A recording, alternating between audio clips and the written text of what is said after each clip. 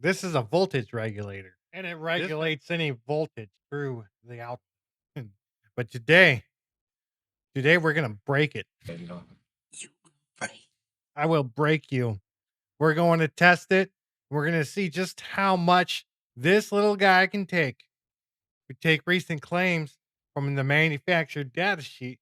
They indicated these limiting current devices are virtually indestructible. So let's blow up some ICs. Blow it up. Right, this first one is going to be what is known as a short to ground. This first one is going to be a reverse polarity test. So we're going to swap the power and the ground. So on the power pin is going to get the ground on this guy. And on the ground pin, you're going to get, let's call it 12 volts, 20 amps. And let's see if it destroys it. Destroy it. Most chips can't survive this unless it was specifically designed for it or inside of a specific circuit. It's not going to make it. We're going to fry it. All right, let's set the current and voltage. So we'll start off with 12. I guess we're limited to 3.2 amps. Oh, well.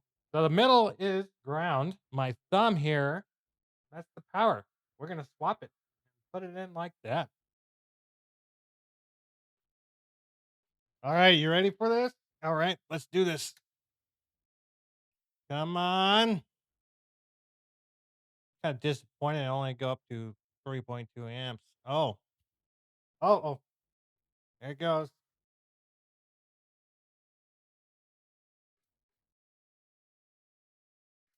That's a fried circuit.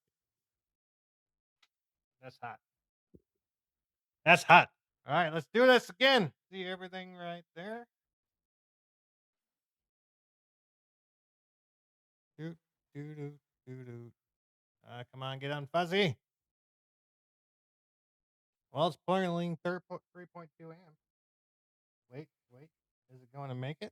A few seconds later. Oh, I was a little impressed in that. I didn't expect it to be lasting that long. Now we got to see if it works. So we had one that blew up, and this second one. Let's see what it does when I turn on the power. All right, so only read 205 millivolts. So both of them blew. This one just didn't blow up like the other one did. And well, 2 for 2. We blew up 2. 100. 100. 100. That one count? Come on, should it? I mean, I don't think these are made for reverse polarity. Obviously, they're not. Well, the next one is blow dump. I just took a huge dump. We're gonna hook this bad boy up.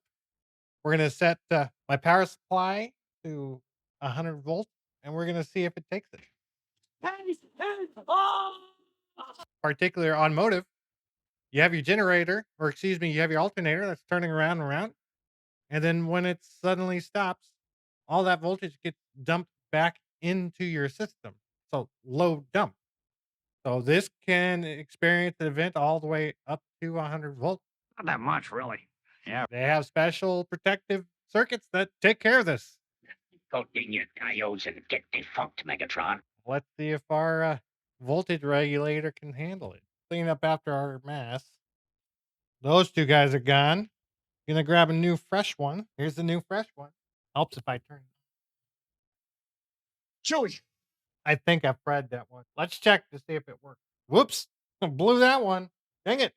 What would we call that failure mode? Oopsie. All right, we're gonna leave it off this time. We're 3 for 3. 2 on purpose and 1 by accident. 6 volts. Oh yeah, I put in a 6-volt regulator instead of 5. Still same family. I think it's still worth the experiment. All right, let's go up until it blows.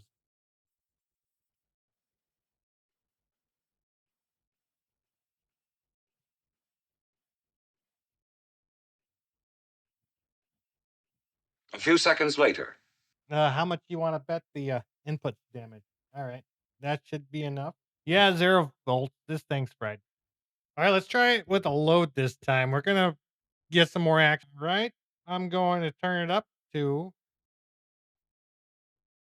100 volts, and it should. Oh, it dropped to 0. Let's see. Anything? Oh, we got a little current. Ah,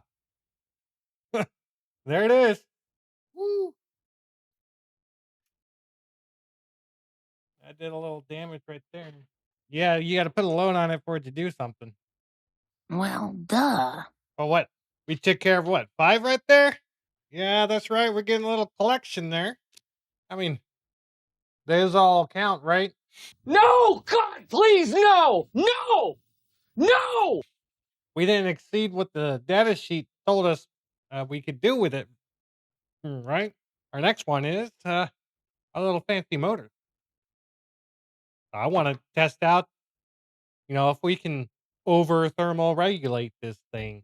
There's a thermal regulation inside of this IC chip and this voltage linear regulator, and I got to see what I can do.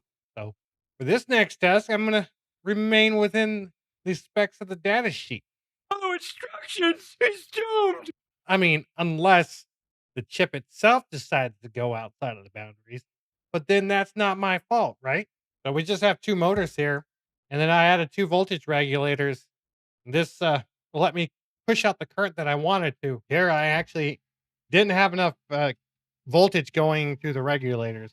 So I inputted 2 9-volt regulators here, and I set the output or the input to 11 volts. So there's a minimum number of amount of voltage you need to add to these guys in order for them to function properly. So I inserted the thermal camera here, and it shows that the thermal cycling of the IC chips are exceeding what they're supposed to be doing. So they have an operating peak temperature. And right here, if it's accurate, I think it is, provided a calibration sticker with it, and it's reading 150 degrees Celsius, 155 degrees Celsius. That's above the storage temperature of this bad boy. Finally, you see this output on the screen. So this is kind of the spot where the thermal regulator go ahead and starts kick in, and it kicks down the voltage. So or excuse me, it kicks down the current.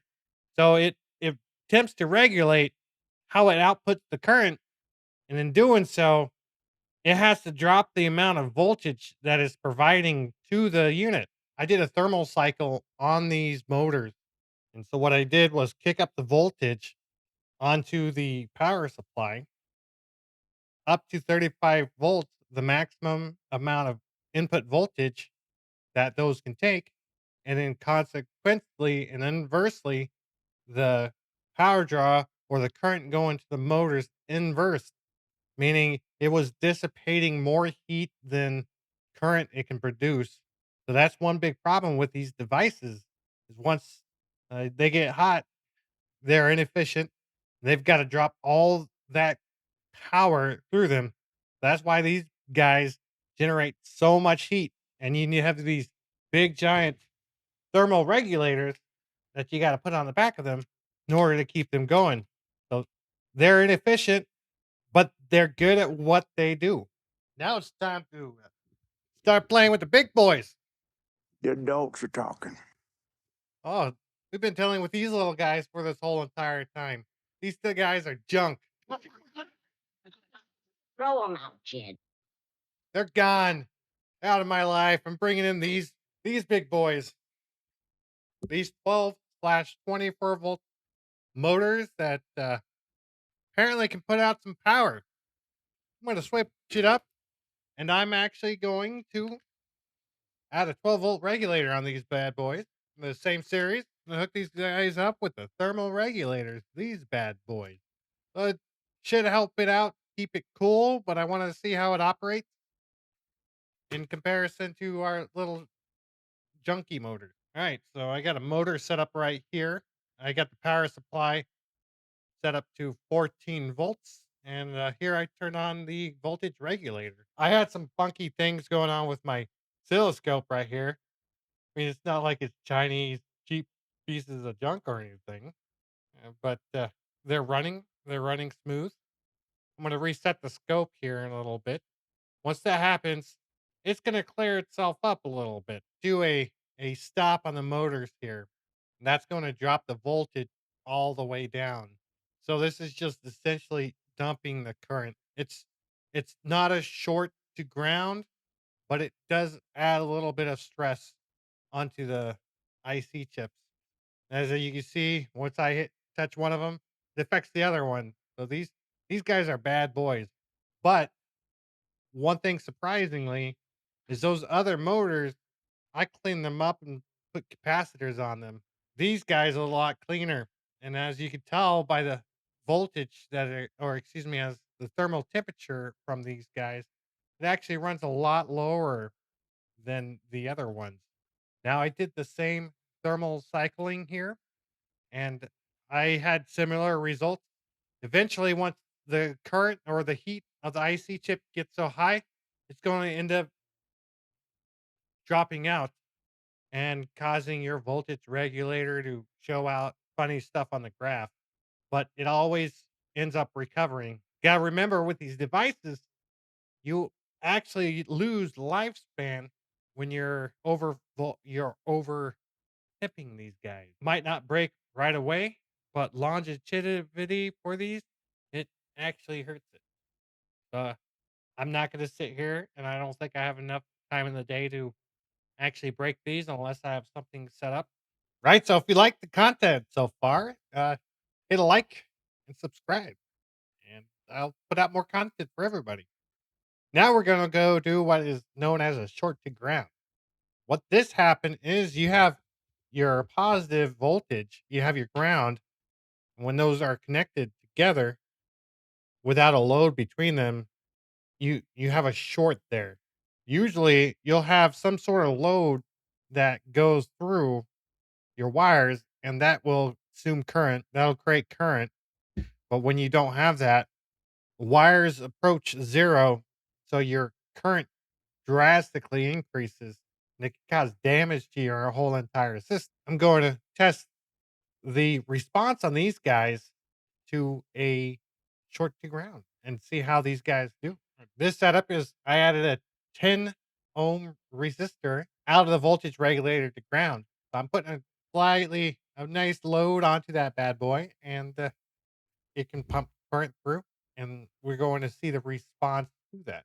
All right, let's turn on the power supply and see what happens. Oh, we got a fire. Size the resistor a little bit too small. Or let me rephrase that. Size the resistor according to its watts. That's a quarter watt resistor. And I put how much current through it? Too much. All right, let's swap this out with a big old bad 3 watt resistor and see what we get from there. All right, so we got 9 ohms and it burns up again. Dang it. I really should start doing my math on these things. But that's a naughty word around here. We're going to have to increase our resistance here. We got some 22 ohms. Now that that is resolved, we can go ahead and push the button. So every time I push this button, what you get is a short to ground. So it's bypassing that resistor and it's short circuiting the circuit. So you look on the screen, the oscilloscope, it shows, hey, yeah, we're short circuiting and you're showing the response. So it has a good response when you turn on and turn off. It actually turns off and on pretty quickly. So that functionality is pretty impressive. You know, so if I was sitting there and designing the circuit and I'm adding short circuit protection into my circuit on this voltage regulator, would I add it or would I not add it? Depends, really. So what are my final conclusion? Yeah, you can break it if you don't hook it up right. Of course, you're going to break it. Have your downstream or upstream protections of this regulator, it's going to cause issues if you need to. So you don't always need to put in reverse polarity protection to your circuit. It depends on where it's at. Don't always have to worry about an over voltage. I mean, you have a regulator and it's downstream of another regulator, you don't have to worry about it. Put a TVS diode into your circuit and it has a volting clamp at 35 degrees. You got the wrong voltage. You know, this thing's protected. As far as cooling, dissipate more heat voltage they take in. So ideally, you take one of these regulators, you step it down just a few volts, but that's not always the case. Usually, you'll bring these guys in from a 12-volt regulated supply to a 5-volt regulated supply, and for the current and the load, they should be good. But there's trade-offs. There's buck converters. Those guys are a little bit more efficient than these guys, and they don't overheat, or at least not as much.